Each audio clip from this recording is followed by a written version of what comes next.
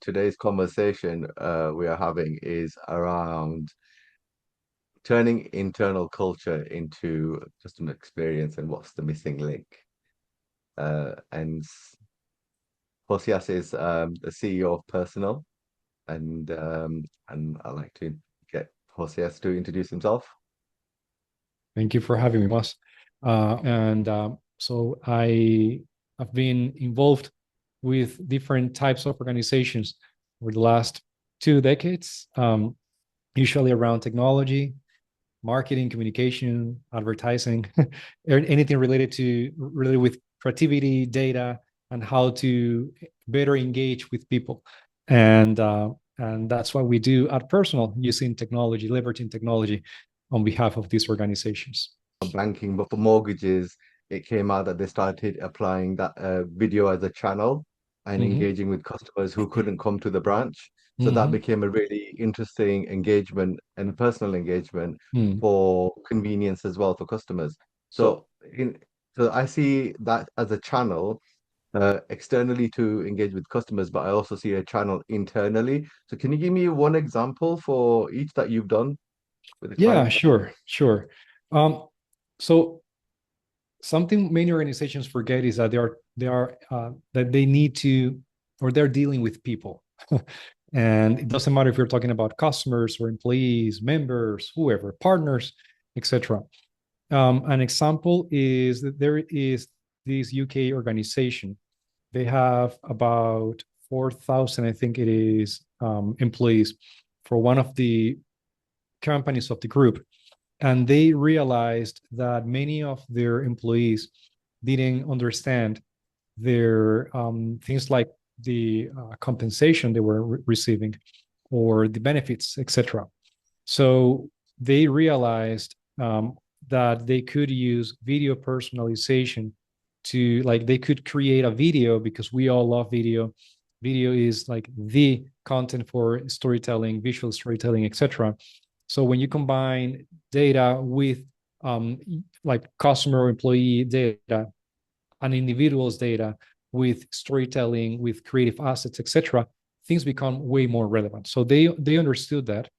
And the first year they started using video personalization to explain, hey Mas, these are, this is your compensation, these are the three benefits that are more relevant to you, and guess what, these are three other benefits that you are not enjoying yet. This is what you need to do in order to start enjoying them, and so on. The year they start doing that, they got the best employee experience that they had ever had, like based on their KPIs, metrics, and so on. And they continue doing that. So that's a really easy example. The reality is that many people will not take the time. Most people will not take the time to stop and ask. If we're talking about internal communications, what other benefits do I have? Organizations spend a lot of money and time with, in webinars, or maybe an internal journal, newspaper, etc., which are effective channels, but not for every individual.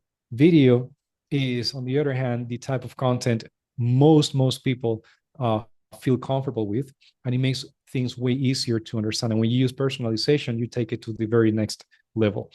So that's an example from an internal communication perspective. There are more external communication examples than internal ones among many organizations, but in the end, an easy one is, so there is this brand um, in the financial services industry, um, and it is X brand in the financial services industry, and they realized that many of their customers didn't understand the financial terms of their contract once the contract was signed.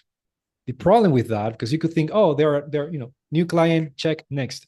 The problem with that is that if they didn't understand that the moment they were charged, or the moment they maybe the first few months or whatever, the people started raising concerns, objections to the branch, maybe not to the main brand, causing a really bad experience, reducing the lifetime value and all those things, bad reputation, and in the end, losing one of those clients for that brand is like a really expensive thing, because we're talking about like expensive products, let's say.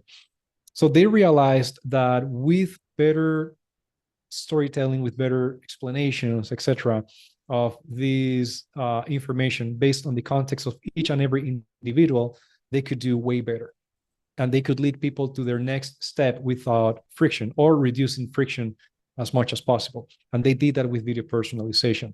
So in their case, in the previous case, for instance, I think this organization I had in mind, I think they were able to engage with about 60 something percent of employees, which is really good.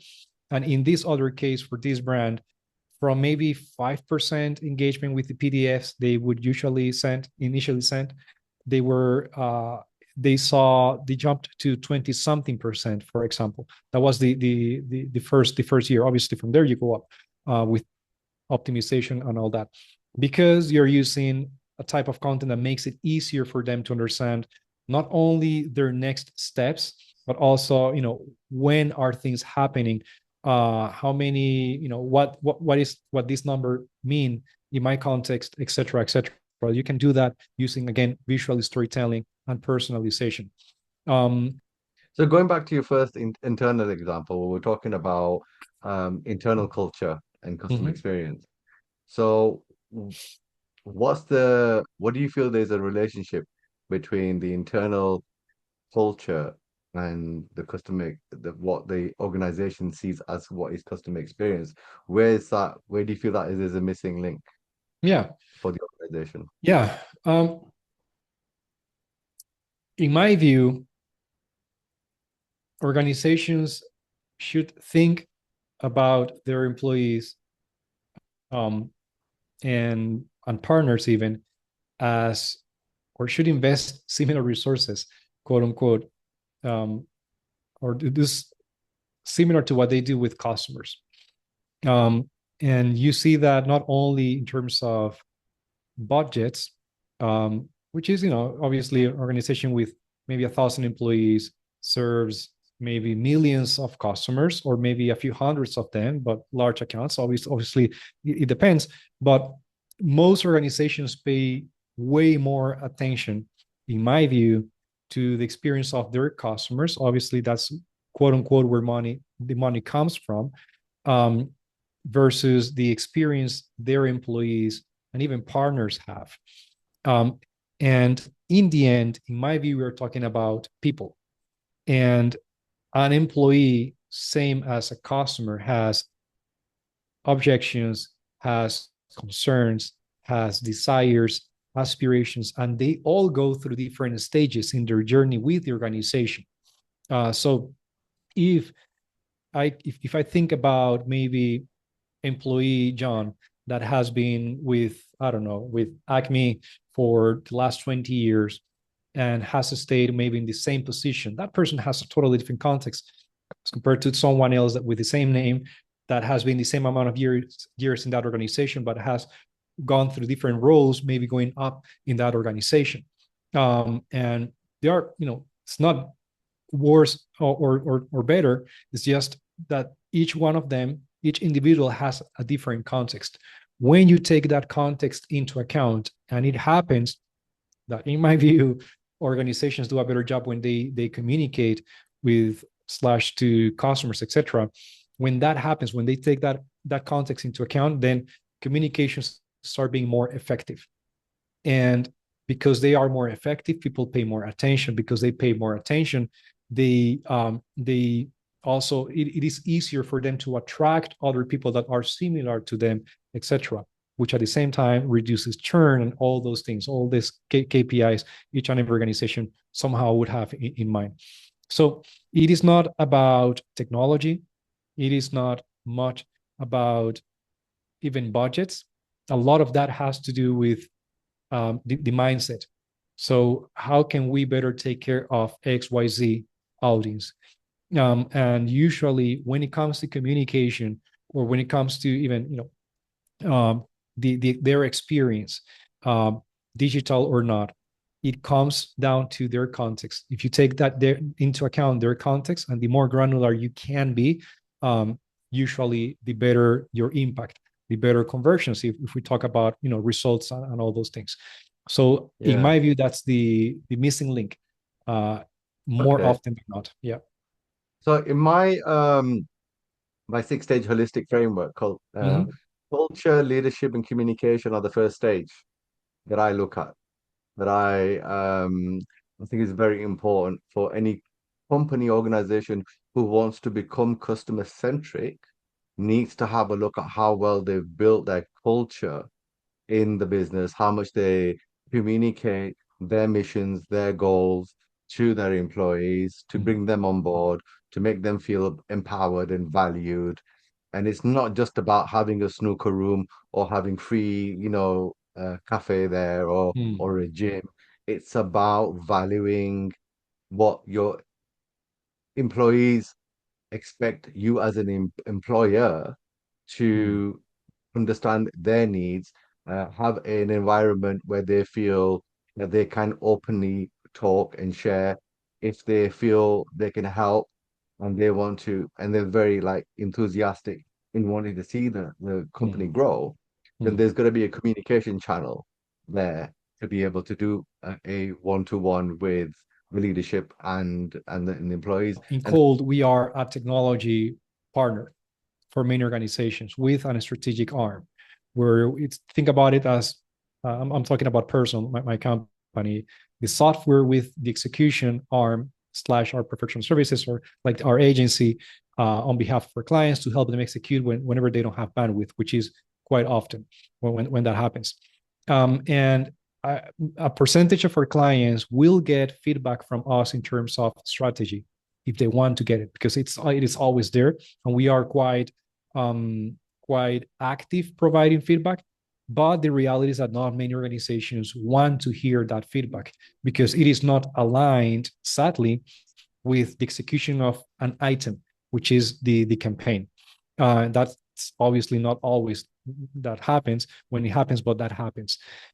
Usually, when you see organizations, or when I see organizations that have the campaign with video personalization, other type of personalization as the item, we did this next. That's usually an item, a task, and it's not usually something that has long-term impact. When you see organizations that are optimizing their distribution, how many people are opening the emails or whatever channel they're using, how many people are from there clicking, how many people are watching the videos, what's the percentage of videos these people are watching, uh, has John clicked there or not, what are we doing if he what are we going to do if he doesn't click, or people like him doesn't click, etc.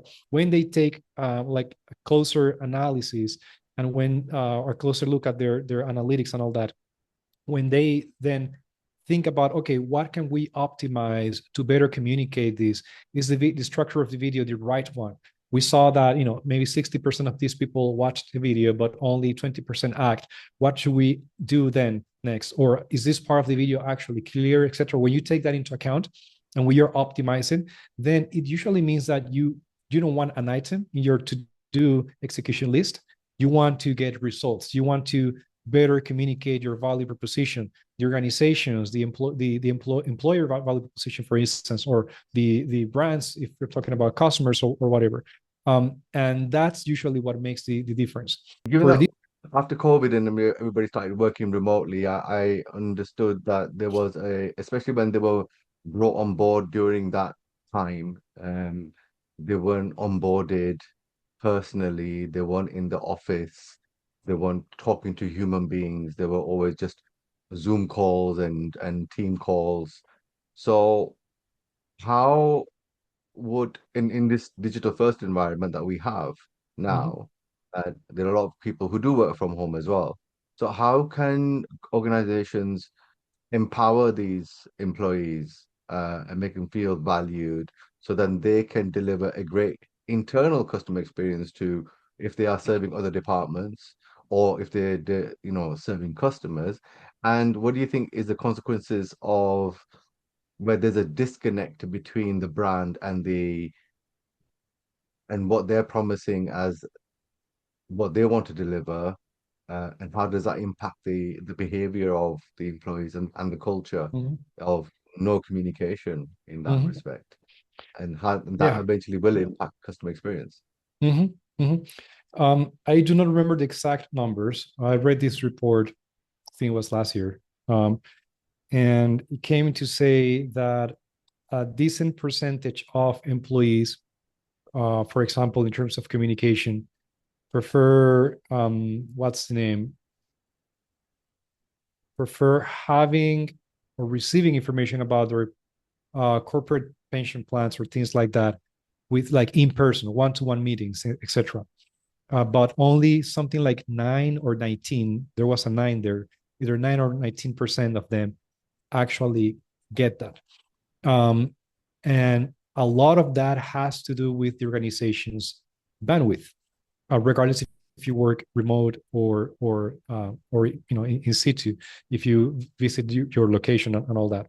Um, so the reality is that people are, and this is just psychology, are kind of hungry for information. They need the information in order to make decisions, but only a small percentage of them will either make the effort to receive that information or will just make the effort to receive that information.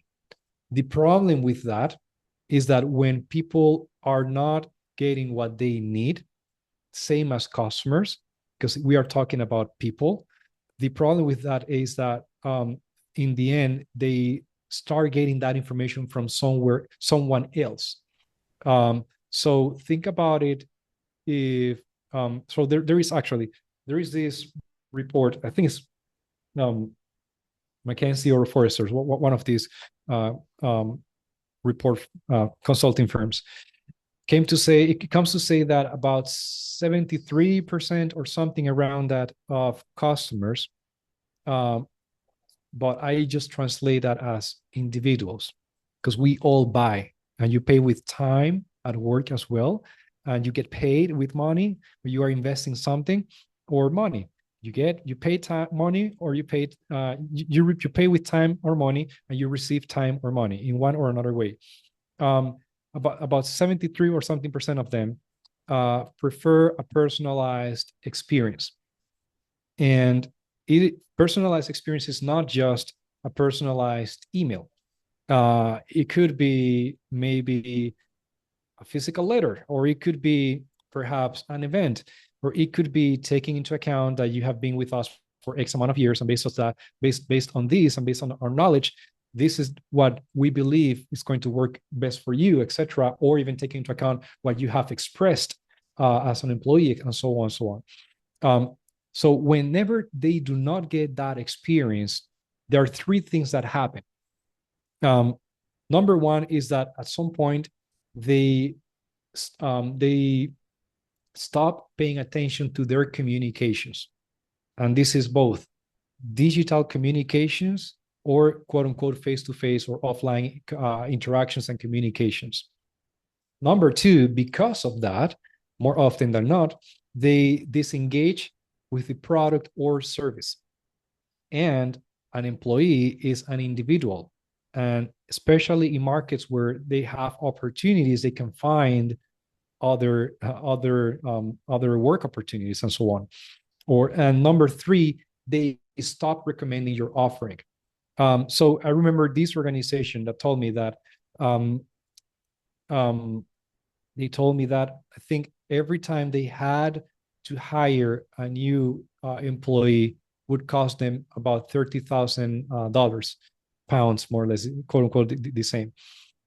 So that's money. So they wanted to reduce that as much as possible, but better engaging with employees, improving the quality of the communication based on the context of these employees, not only with video personalization. They had other initiatives in place, and also by helping employees have write better reviews about them, so that it could be also easier to attract similar people. Yeah. Uh, So what do you think leadership and how what role will they need to play right now to make sure that these internal business values that they have around how they want their customers to be served, but then also how they need to serve their employees.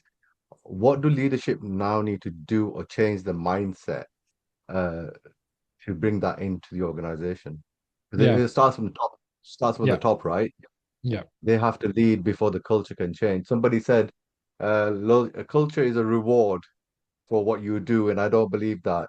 It's not a reward given. You build the culture so then employees can go above and beyond because they feel valued, they feel that they're loyal to the mission, to the goal, and then that culture is what empowers them to do even to go to that extra mile. Mm. You don't go the extra mile just to get the culture. Mm. Um, so that's my take on it. But yeah, how much does leadership play that role to drive this culture internally to be customer centric? Focusing on what we really need to communicate, or we need to, or how is that, yeah, in order for people to take that next step in whatever journey they have. And that journey actually is dynamic. People change, audiences change, stages change all the time. At least, there are different stages there.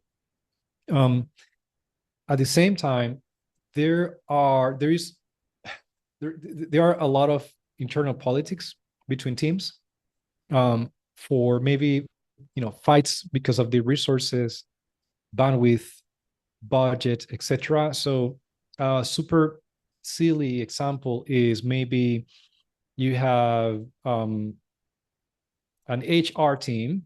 Within HR, depending on the country, size of the organization, etc., you could have different organizational development. Maybe organization development is here, maybe internal communications, there is an internal communications department here, or whatever. It depends on many things, but you have different teams, um, that are not sharing resources that they could easily share, um, that are not aligned in terms of strategy, messaging, value proposition. What are the potentially the emotional drivers that drive, quote unquote, people like these, employees like these versus employees like this? So that consumes, honestly, at the same time, some bandwidth. It takes more time, but it makes your communications mid to long term way more effective. And it happens that when employees have a great experience, they stay longer, they do a better job. Therefore, you're also positively impacting customers. So everything is connected, and investors, and Yeah. everything is connected. So So that kind yeah. of links really well Mhm. with the whole point of this internal culture drive is that leadership has to at least start breaking down those silos and getting these different departments to communicate with each other, work together, Mhm. where they are sharing the resources, they are clearing that image of, you know, if all of them have the same mission, then you can share that approach and Mhm. provide that benefit to the whole organization rather than just one team is doing it or Mhm. it's just for the one team. If it's for building employee empowerment, employee engagement, and improving that relationship with the organization, then it's got to be across the organization rather than a department. So when they Correct. share the budget to do that, then that is the first point of the culture is Mhm. break that silo mindset, Mhm. is engage everybody together. And that only starts with communicating from top down to from leadership Mhm. Mhm. and to say, right, we're all going to be working all together. And our aim is to feel like a community. I Mhm. won't say a family because that's not how organizations work, but a community where they're all working for the same mission and goal. But Mhm. it's using those services, using those skills, services like yourself to provide that internally to enhance that culture, to enhance the engagement for the employees to feel part of that organization. And I Mhm. totally get it. So I know we're running out of time a bit here. So but very quickly, I just wanted you to kind of finish off with, so what's that one thing that you'd advise right now to the listeners or whoever's watching this today, is with the AI coming in now and we're talking about culture and the fear of loss of jobs and everything else that's going around, how important is it to build that internal mindset, that community mindset for organizations to move forward Yeah. with what you do as well. Yeah. Um, I think what comes to my mind right now is that there are um, or two key points come to my mind, and one is kind of connected to the previous one. The if the if all this is not part of the organization's culture or the main leadership, and it's only the mindset of an individual with that can drive people, that has lots of attraction, that attracts lots of people, leader or not. The problem is that it is quite likely that that person will not last there and will move to another organization that values that a bit more. Yeah, That's I just agree. human behavior. And then that traction led by that person will be lost.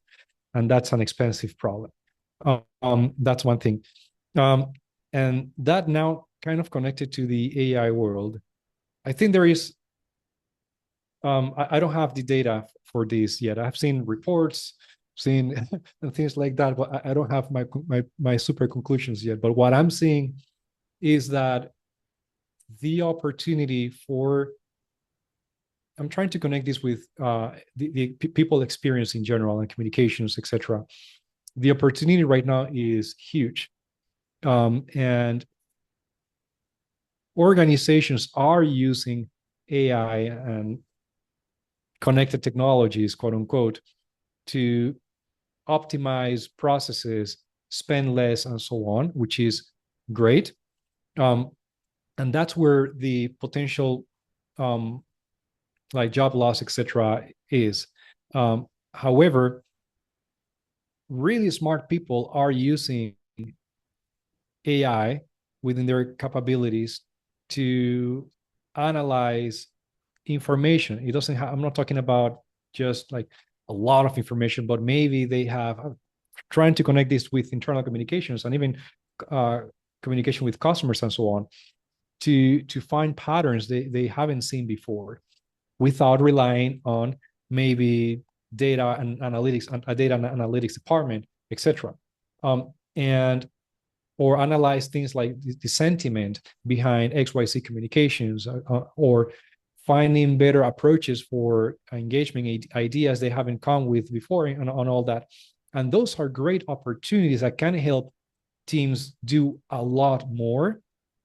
And this will require and does require, lots of practice than before, without relying much uh, on other teams within the organization, or outsourced teams. And I think that's a great opportunity. We have been creating videos at scale, thousands, hundreds of thousands, millions, etc., for brands for a few years now.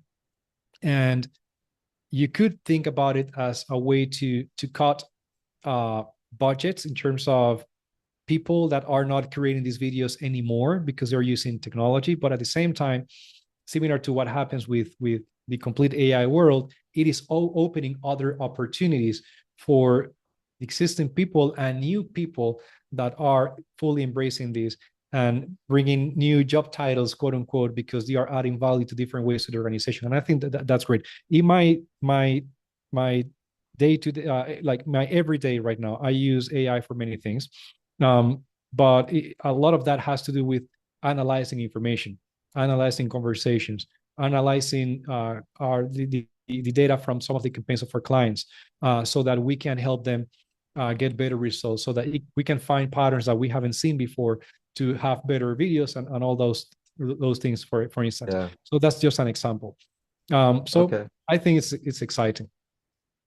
Thank you for that. I'll just add to that. I think AI itself, from my research and my understanding, it will speed up marketing teams to communicate externally on a more personalized level.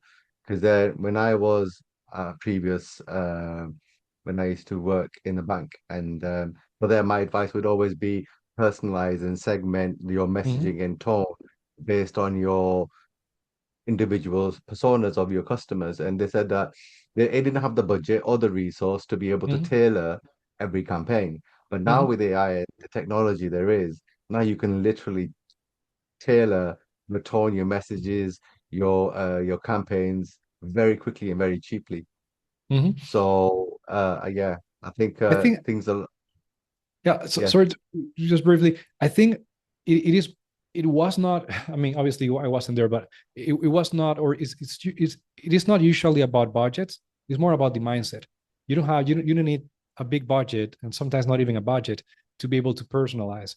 You need the right mindset in order to personalize in a way that makes sense to your audience and so on. And with AI, it is exactly the same. It's just that AI for many people makes it more obvious than what it used to be for most people. That's my view, but because we've seen this for many years now. Yeah, so that's, yeah. Yeah. But I'm looking forward to the future talks with you on different topics and what we're going to be doing. So thank you for that. I really appreciate your time. Thank you. Thank you for Yeah, being here. enjoyable. Cool.